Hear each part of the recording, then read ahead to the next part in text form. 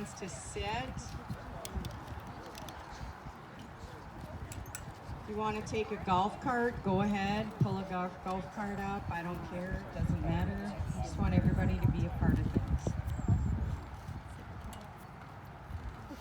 All right, over at the tent. Jimmy, can you hear me?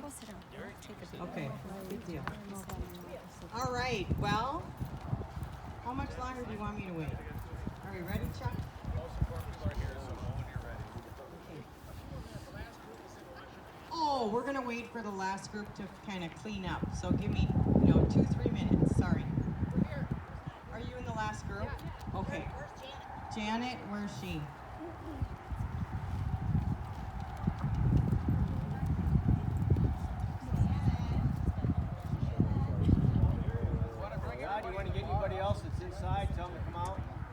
Yeah, we probably should let the people inside the bar to know to come on out.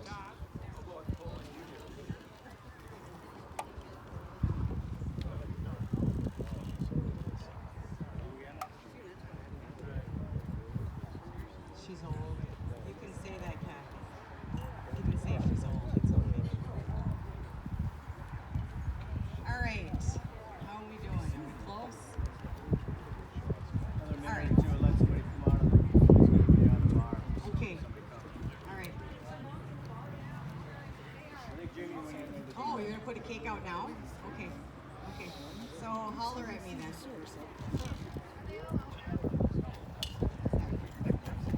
We do have cake for everyone afterwards, so please eat the cake. We did get a cake just to celebrate this fun day. Diane Gundy and Love, she made sure it happened, and so there'll be cake, I believe, up on the table, up on the deck there. And I think that's what she said. I got a great start. But she wants to bring it out now. Do you want to play by play? I don't know. No. Gundy, are you going to let me know In St. Louis. when you're ready? Or? Works in St. Louis. Well, all this does is make more time for everybody to gather around. It's a little toasty, I get it.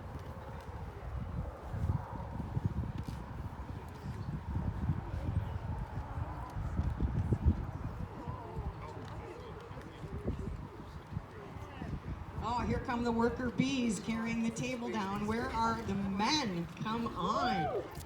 Look at that, Sherry. She's just in charge. Here we are. We're over here. Yeah, I see Jeff is supervising. Nice, Jeff. Nice. Nice. Wow, is that not true? I did hear that, Kathy, or somebody. I heard that. Yeah, I heard you say that. Hey, I am not an entertainer. We're just going to do minute by minute here. So if anybody wants to throw something out, go ahead.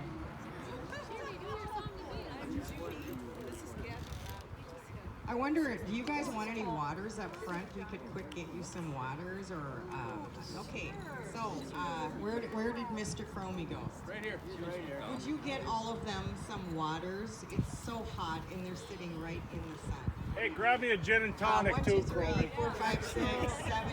I don't know. You don't have to have water, I guess. I was being generic.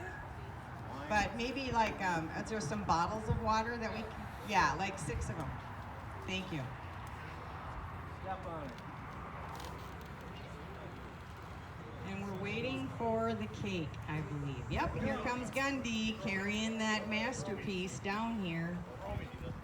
Yeah, no tripping. Sheet cakes are heavy.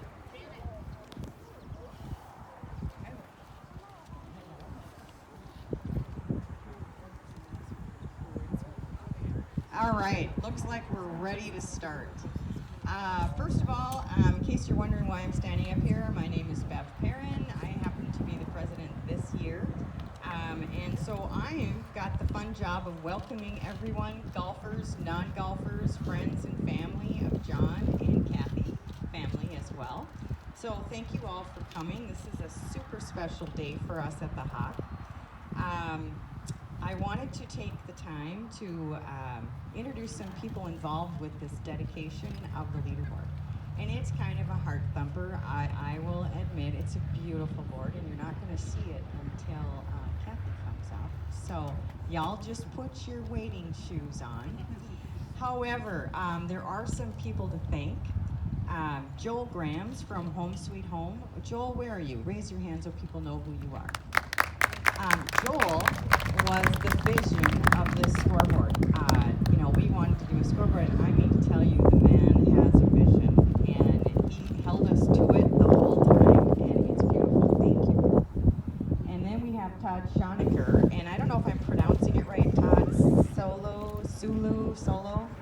Solo Communication, Design and Planning. And Todd, raise your hands so everybody knows who you are. Todd really made sure that Joel's vision happened. And it's a wonderful vision, so thank you. It's wonderful. And then we have Josh Lilienthal. I don't know if Josh is here. He handled the painting, which was wonderful. And Mark Leaf, are you here somewhere, Mark? No. What? All right, so Mark was kind of the construction, what do we need, what do we need, and that's where Tony Martin stepped in.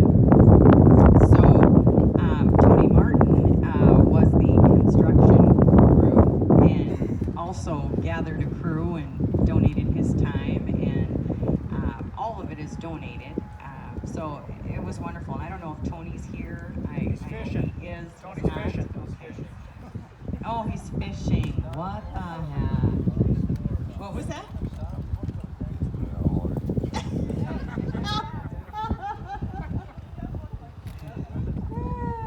Okay, so the members of the committee that kind of created this idea with the vision led by Joel was Joel, Todd Schonecker, Stephen Terry Cass, Diane Anloff, Mark Leaf, Chuck Osterud, Matt Grell, and myself.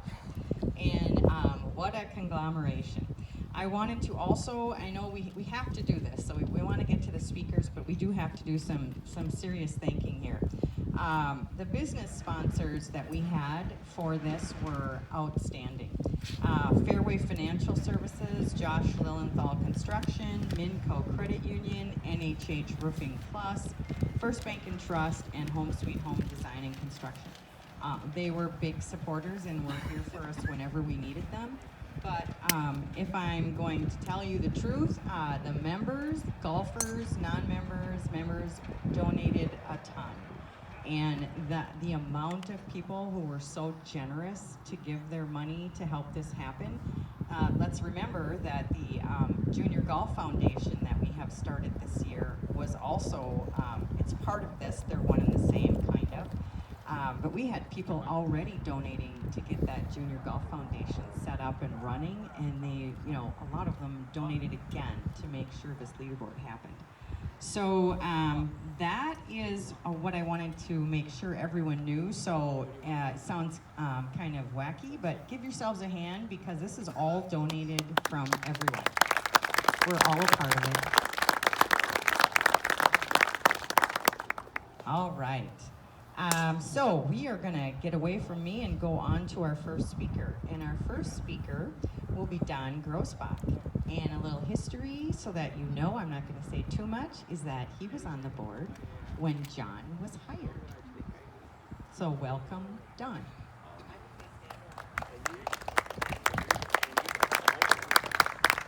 Thank you very much.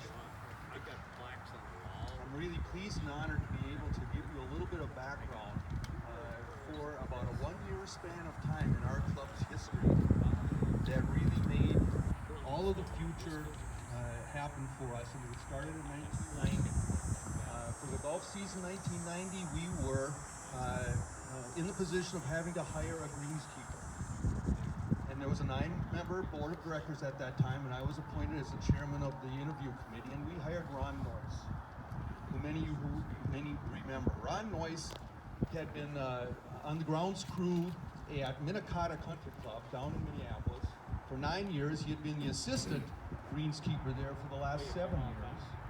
And he brought with him all of the knowledge he got at a university-based turf management school and the private course influence on all of the mowing patterns that we've been putting up with for the last 21 years.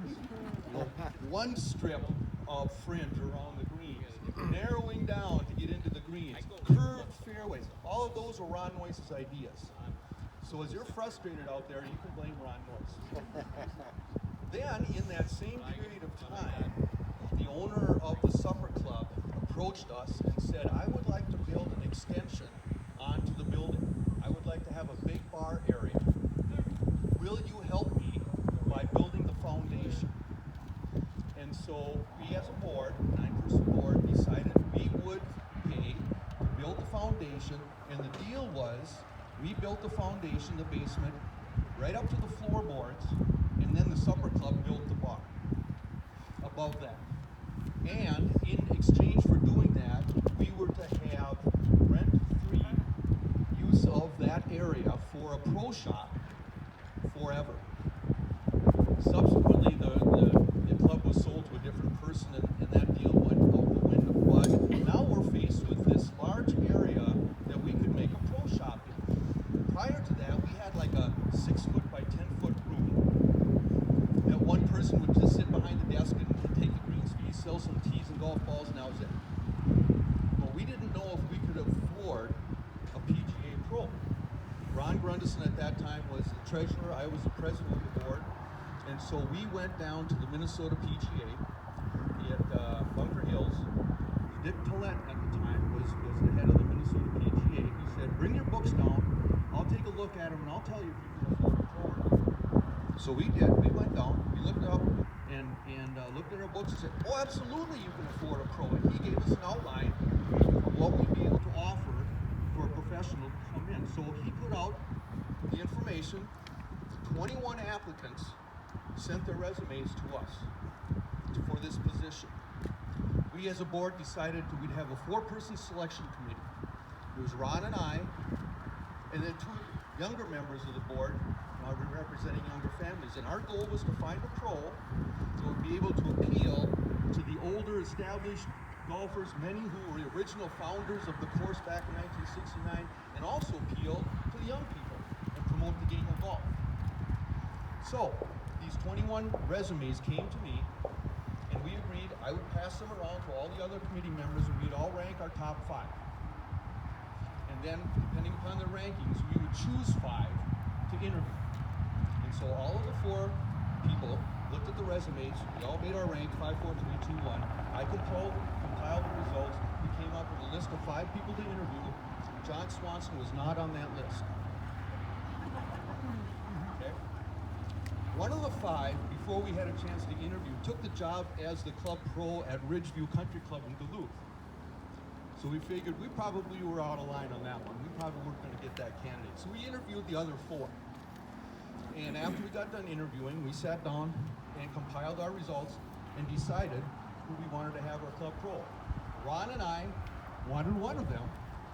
The other 2 young members wanted a different one. And we couldn't agree. So I said, okay, let's do this. Let's just go home, sit on it for a couple days. We'll come back and talk about it again. So we decided to go home. That same night, when I got home about 9:30, I got a phone call at my house. And the guy said, now you don't know me, but I'll introduce myself. He was a sales rep for golf shop paraphernalia, tees and balls and hats and towels and all this kind of stuff. He said, I hear you're trying to find a pro. Yeah, we are. Have you never had a pro before? I said, okay. If you don't mind me asking, who are you looking at? So I told him our whole process. And he said, no, our conversation was totally confidential, nothing goes past here. Would you be willing to tell me the 4 people that you're considering? So I gave him the name of all 4. And he said, now I know all of these guys. Have you looked at John Swanson? I said, no, he didn't. And he said, I strongly advise you look at John Swanson before you make a decision.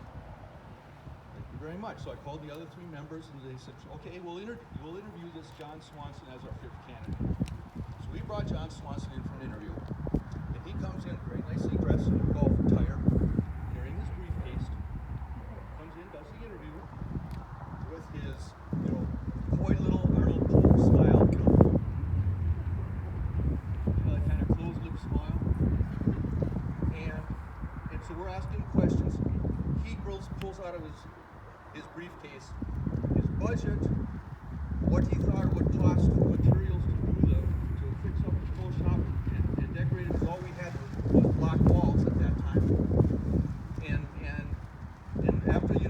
sat down, we looked at each other and said, that's the guy. So we unanimously hired John after interviewing him, following the other 4 people. In 3 months, John came in, put up all of the decorations that you see in the pro shop now, all of that paneling that you can hang merchandise on and so forth. He did all of that himself over 3 months before the season started.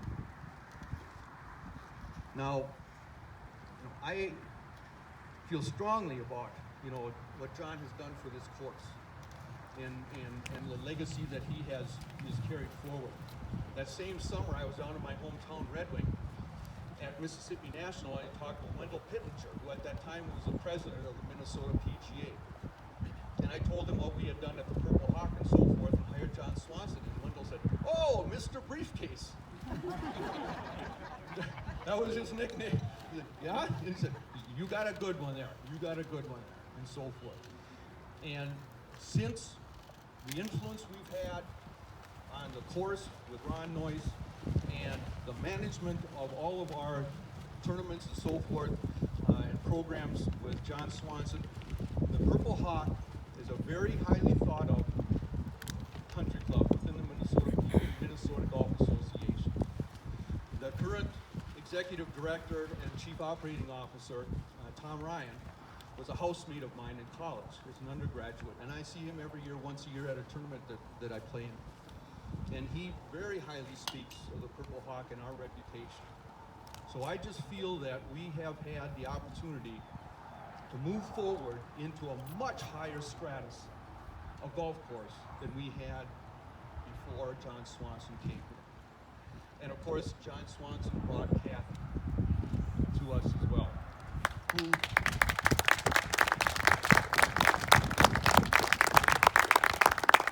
who in her own rights has established her own reputation within the Minnesota PGA. Was a teaching pro at the Minneapolis Golf Club for a while, for Christ's sake. But John told me, and I'm going to leave this up to her, John told me she was a really good softball player when she was young. I taught her how to play golf.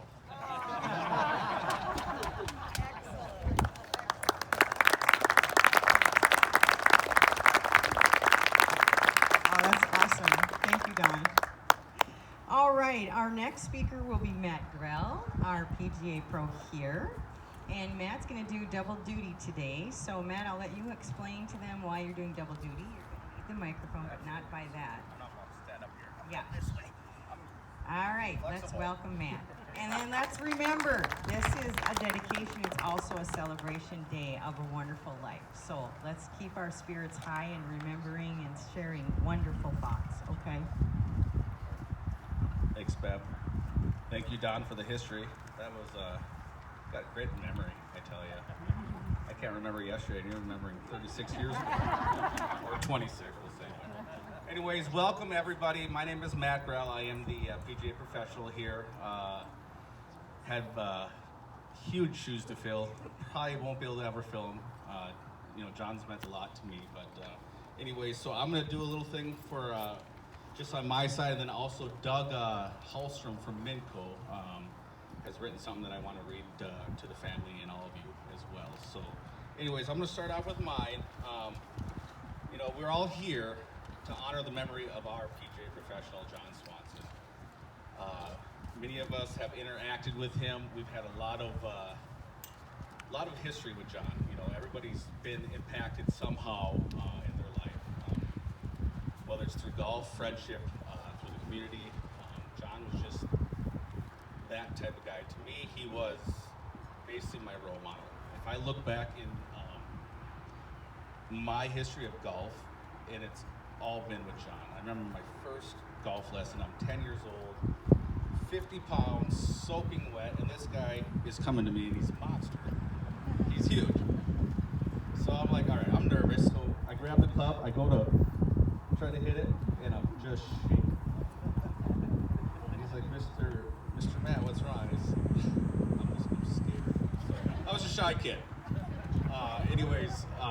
It went from that to continued golf lessons with John as a young kid, and then actually moved into the employment side as I was his cart kid and range boy at the age of 14. worked that for a couple years, and then I moved into the pro shop and was, followed all that direction under his supervision. And then I went off and kind of did my own thing, but he was always there to mentor me. He was always, I always kept in contact with John. Then when I came back here to Purple Hawk as a pro, if I had any questions or anything, I always brought it past John because I was confident. He was my role model. He was the guy that I looked up to, not just in golf, but just somebody that, as a supervisor, as a friend, as just a great mentor. So, I'm very proud to have known him as, call him a friend. It's tough. It's been tough. I think about him all the time. I really wish I could have one last round of golf with him, take a couple more bucks out of his wallet, sit upstairs, have a ice cold gin and tonic, and just talk about life. There are some things that he always said. He said, we always talked about his kids, and we talked about, Matt and basketball, and of course, how great golfer he is, and Lauren, how he went to Iowa State, played softball.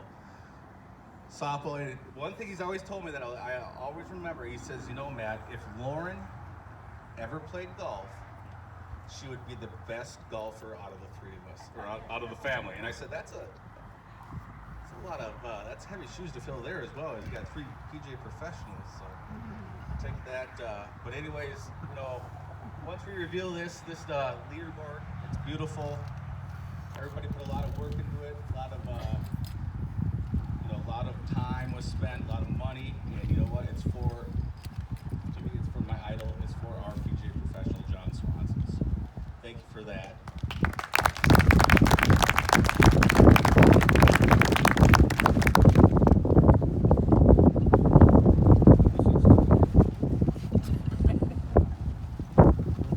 All right, so this is Doug. Unfortunately, couldn't make it today, so he wanted me to read this to all of you. Following John's time at the Purple Hawk, he worked at Minco Credit Union for over a decade. When John interviewed for the job as Director of Business Development at Minco, he was asked to come back for a second interview for a sales presentation on something. It could be whatever he wanted. Playing into his strengths, he did a presentation on various types of golf balls to consider and what type of golf ball we should be playing. Needless to say, he sold everyone at the interview and was offered the position.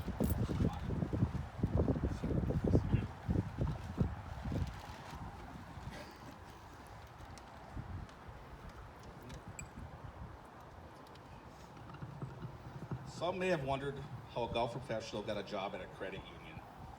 Aside from giving a great presentation and effectively communicating, John was a man that we knew would be a great fit for our organization's culture and values, and he certainly was a great addition to Minco's scramble teams. John's humility, kindness, character, integrity, along with his ability to make others feel important and special, enabled John to go into our communities and schools with ease. He did a great job representing Minco. John would often say, "I got this," when asked to do something or lead a project. His willingness to help others and assist anyone was second to none. No matter where he went, he seemed to know everyone by name, and everyone knew him. The credit union is a better organization today for the impact and contributions that Swanny provided.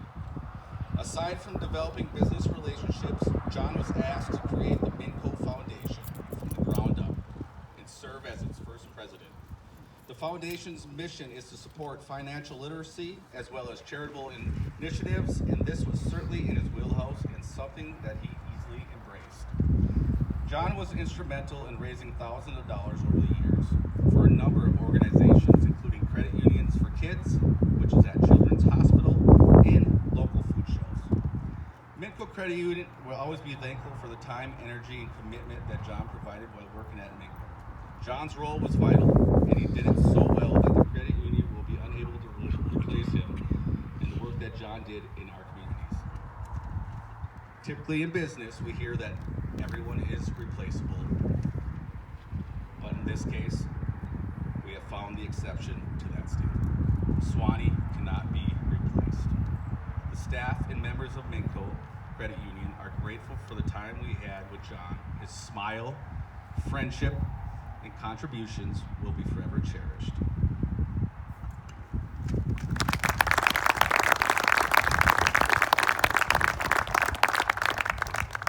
Okay, I'm not going to climb back up there. Next up, we have Chuck Osterode, who is going to read from something that a very special man, I don't know where he is, Paul Leisure wrote for John. Oh, there. Hi, I don't look right in front of you. So anyway, Chuck, take it away. Hi, as Bev just said, my name is Chuck Osterud. I know most of you, but for those of you that I don't know, my wife Jackie and I have been members up here for a long time.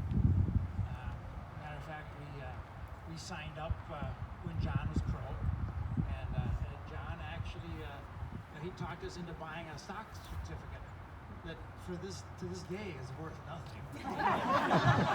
But we have it.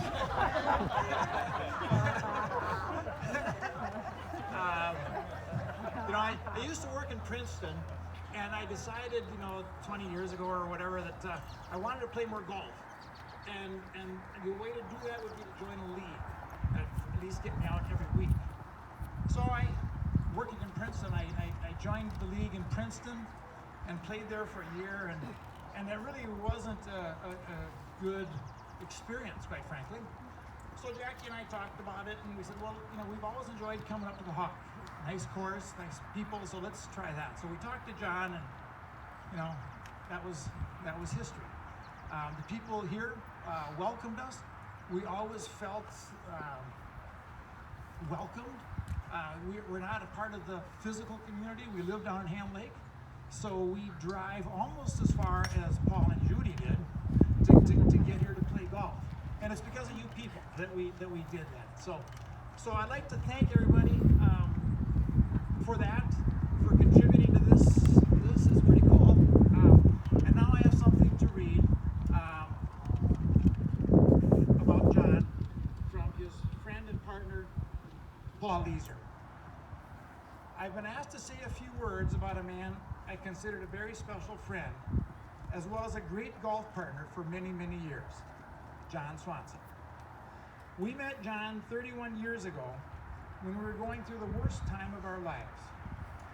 We decided we needed to get away on weekends and had golfed the Hawk a few times and were impressed. John was the pro at the time. He was so warm and welcoming. After a few weeks of taking the 40-mile trip to golf, John would recognize our voices when we called for a tee time. He would pair us up with other people and say, "You will enjoy playing with these people." We always did. When we would finish, he was always there to see how we had done. He was so genuine and caring, we came back the next summer, and the next, and the next. Soon, he was talking membership, so we could meet even more people and play in the fun tournaments he organized. Our friends thought we were crazy to drive 80 miles round trip and past 8 golf courses to get to the Hawk. But we have made so many good friends, and it started with John. When John left the Hawk, we were upset, to say the least. But after talking with him, we realized he was doing what he thought was best for him and his family. Matt and Lauren had come along by that time, and oh, how very proud he was of them.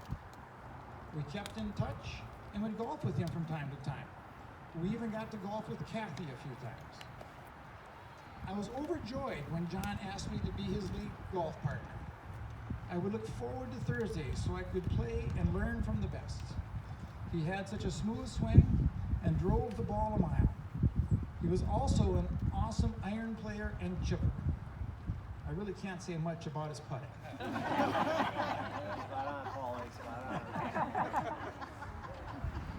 I saw lots of good shots from John, but the one I remember most was on 18. He drove the ball to the left side of the fairway. The pin placement was deep left. He was blocked by the trees, but hit a high draw, which landed about 3 feet from the hole, and yes, he did make that putt. John knew course management. I learned so much from him, including that you don't always grab a club without thinking about the shot. He never preached, but I could always tell when he wanted me to maybe use a different club. I do believe he was always right. Most of our conversations centered around family. Kathy, Matt, Lauren, and his parents. He was so proud when Kathy got her position with the PGA. He'd talk about her ideas for change in the junior program and the program she was involved with. Matt and Lauren were his pride and joy. He never wanted to miss any activities that they participated in. So we would arrange our tea times around them when possible. He was a very proud dad. I enjoyed hearing all about Matt and Lauren, and I think he enjoyed the stories about my grandboys and Judy. John loved his pizza. Many times after golf, we would share a pizza with our beverages. We would talk about our families, friends, and golf. He never spoke a bad word about anyone that I can remember. John was a strong person through and through, from character, personality, integrity, and positivity. There is a saying that a good friend is like a four-leaf clover. Hard to find, but lucky to have. John was that friend. I still struggle to believe that he is gone. I miss you, John. Rest in peace, my friend. Paul.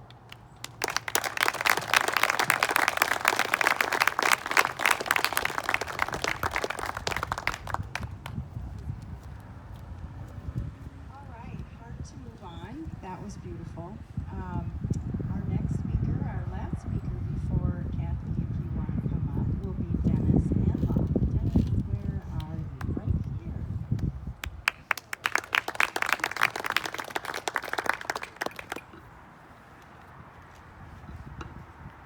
I'll just start off by saying, other than the trees that have been terrorizing everybody in this course, I think everybody is pretty lucky that we have such a good course. We have such a good staff that always keeps it in really good shape. They do a good job. I see them out here in the mornings when I'm always working hard. If I try to talk to them a little bit, they got me. I think we've all been proud of this course for a long time. People ask me to play. I've never been ashamed to say that we're off. So once Swanny was hired, he instantly added value to the course and golf experience out here. It was truly a professional. I think you guys have heard that from everybody here since the same. He's very knowledgeable about the game. He's knowledgeable about golf and the golf world. Whenever we go somewhere, he was our leader. We did Rams, he was the leader. Followed him into the one thing he could do, he ran a pro shot right from the get-go. He could play the game better than everybody else. No doubt about that. And he could always teach everybody something that would improve their game. He was good at it. But the one thing that he was a great professional at was being a family man. You heard that from everybody. He was a devoted husband, a loving father to his kids, and a good friend. Bottom line, he left no room for doubt. Swanny was a good guy. Right? And you heard it earlier from Don that the bonus of Swanny being here was that his fiance, I believe at the time, Kath, right? In the game. She was a PGA pro too, and she availed herself and her teaching to all the members and the golfers out there. She was equally as talented and a professional. I don't care what he says. He was a good softball player, Kath.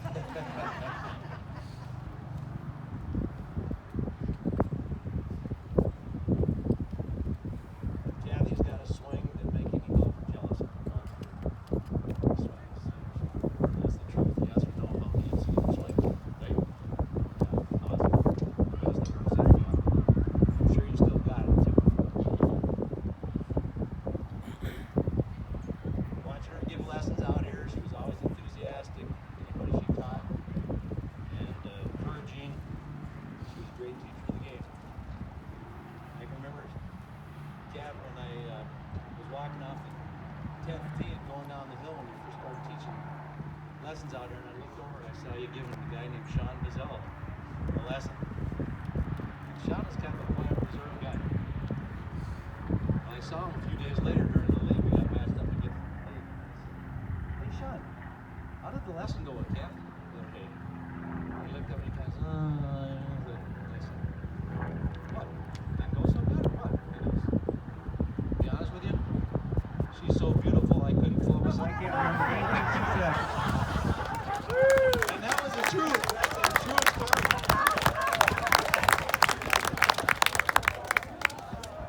So if you want a lesson that you probably won't remember anything, here's Kathy right there. Go sign up. He was right, yeah. You're beautiful inside and out. All right. This, some of us have seen this. I think a lot of us have already seen this. Classy and it's a very classy read book. It's one more enhancement of this course. It's kind of bittersweet. It's sweet in the fact that obviously the ingenuity and the professionalism in the design and the planning and the craftsmanship, but it also shows the side of people that are willing to come together and complete a project that reflects their generosity, their caring, and their compassion. Mason's here because of John, right? Well, it's a little bitter because it means that John is not.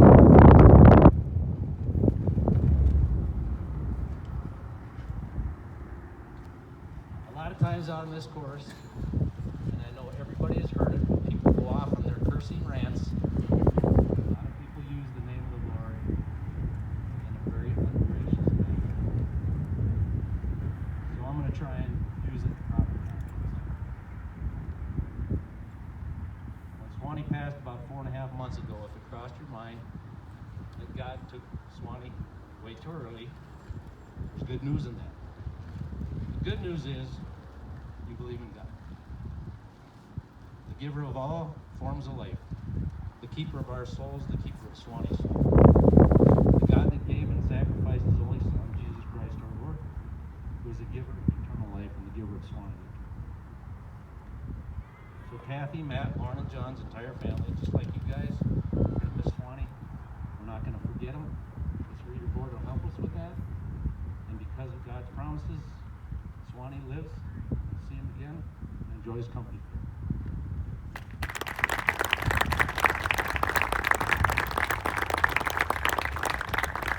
And we're going to unveil Chuck, Rick, and Joel, I think, or Todd. When we're done, only if you want, Kathy, you and family, if you want to come up and say a few things. If you don't, you don't have to. Are we going on 1, 2? Nope. Are we going on 4?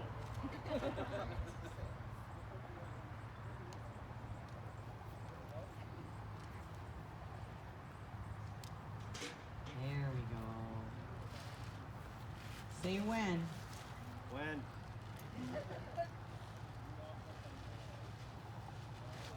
Are you unhooked, Rick? Okay, we're going. 1, 2, 3.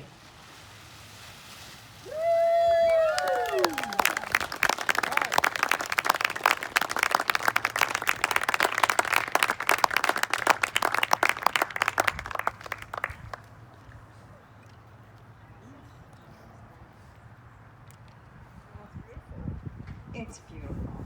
We all love it. Thank you everyone for helping to build this and to make it a great dedication.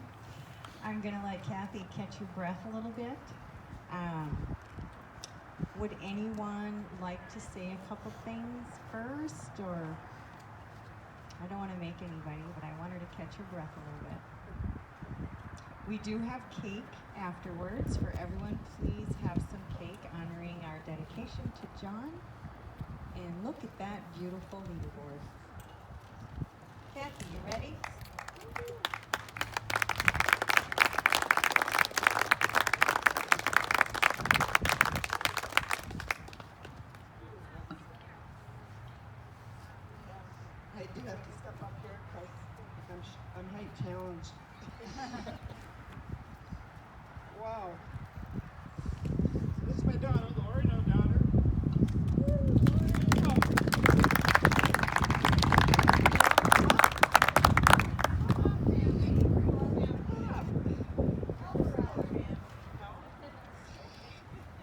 So, one little story about that briefcase, just to kind of make this somewhat funny. Swanny was labeled a briefcase boy because when he would took it down to the merchandise show in Orlando one year, and he had set the code and forgot what it was, and he couldn't get into the briefcase. So for about 15 to 18 years, I still have it in the closet. We still have no idea what's inside of it. And it just happened to happen when Wendell Pittenger was there. And Swanny's trying like the dickens to get into this briefcase, and he can't get the thing open. So that's the whole story with the briefcase. But my goodness, our family is just completely blown away by the scoreboard.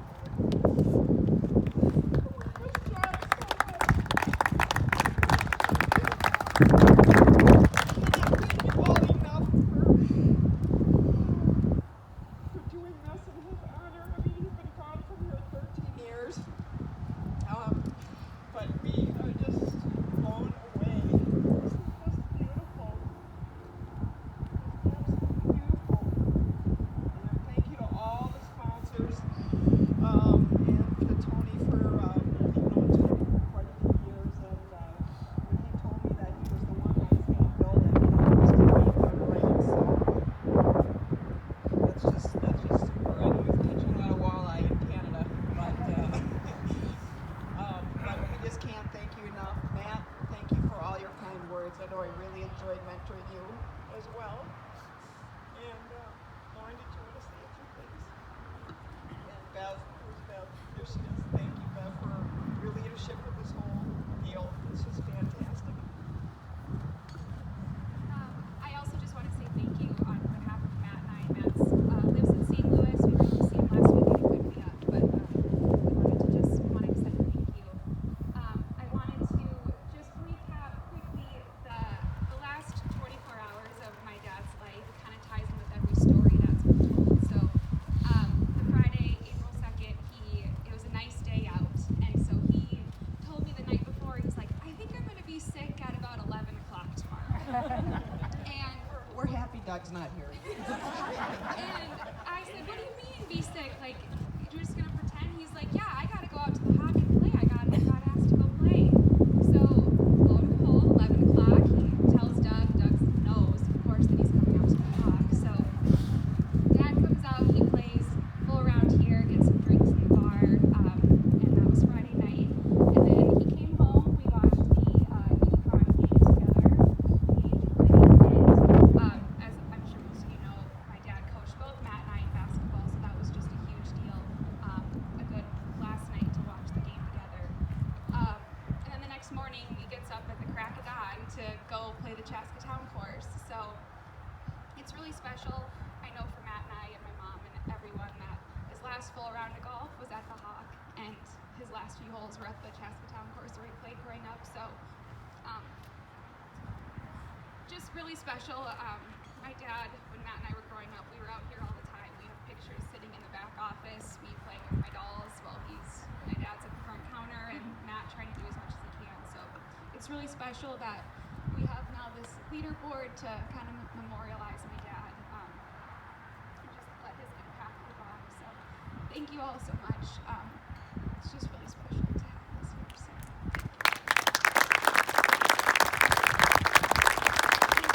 For everyone who spoke today and shared stories of my dad. I, of course, only knew him as my dad, but to hear stories of him as a friend and a colleague and a mentor is really amazing. So, thank you.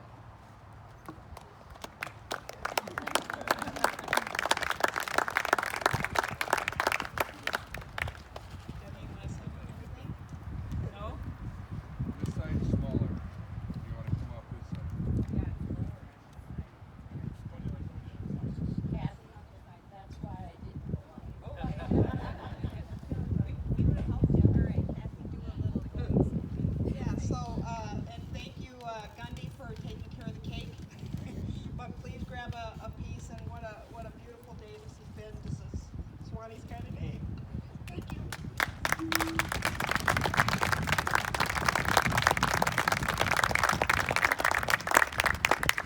Okay, let's share some memories, walk around, visit with Kathy and family.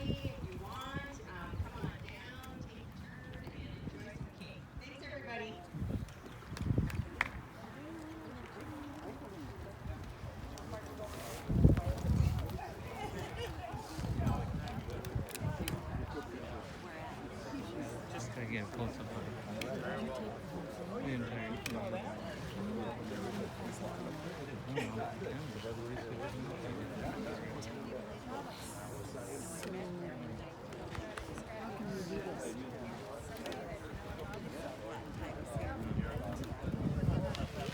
Hey, you can put it on a stick.